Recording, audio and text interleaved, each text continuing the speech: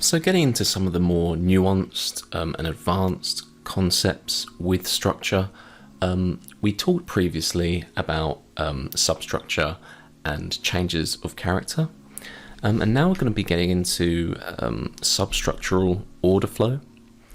So as you can see in this image here, what we've got are a break of structure here, then price comes up, mitigates something in the premium of this previous leg, and then continues to break structure.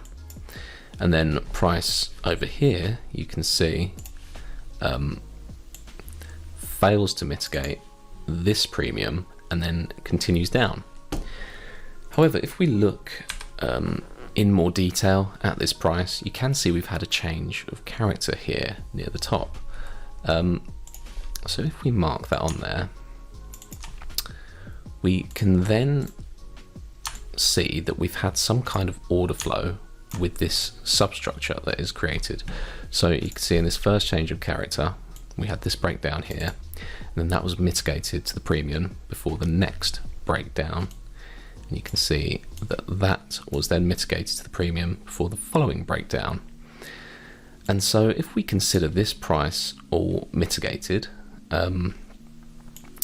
we really only need to consider this final leg to be mitigated, this final substructural leg to be mitigated to the premium in order for price to continue down and be considered done with at this point. So if we do get this, we can consider this as a mitigation and this as a strong major break of structure. Yeah, that's one of the nuances in price and looking at substructure, and something you may notice as you go through price.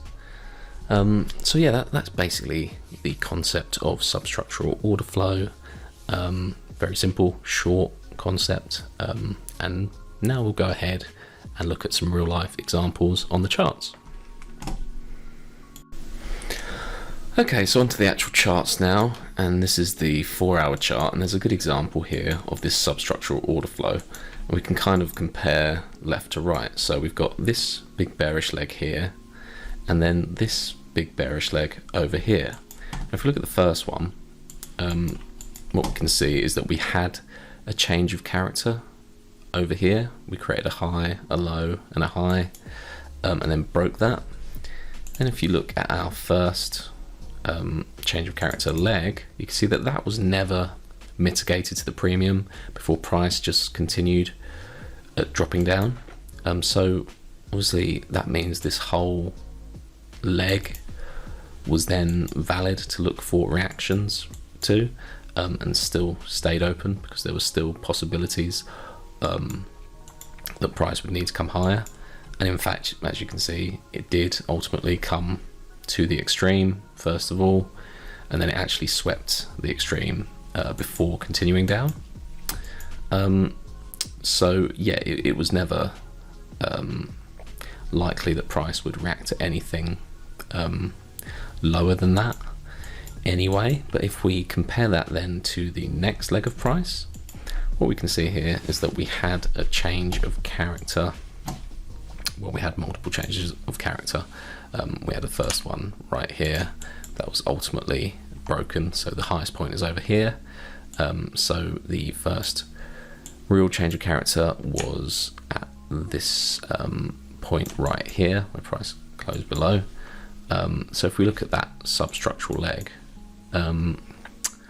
what we can see is that price broke down here and then came up and mitigated the premium of this substructural leg.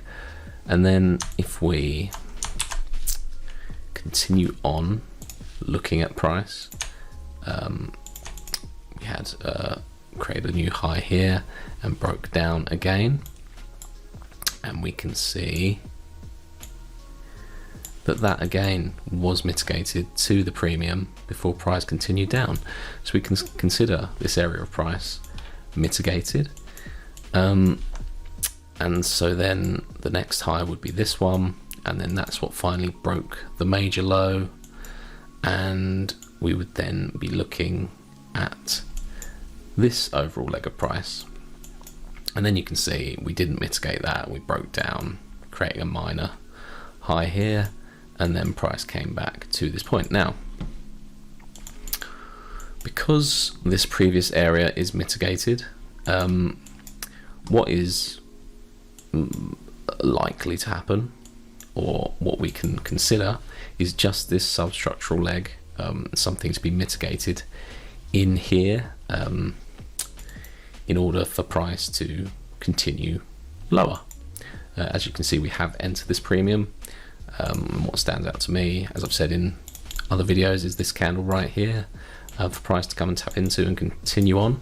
But yeah, overall that is an example of the substructural order flow being in place and looking a little bit closer at these larger legs, of how price has moved to the downside and whether we would need to come higher or not.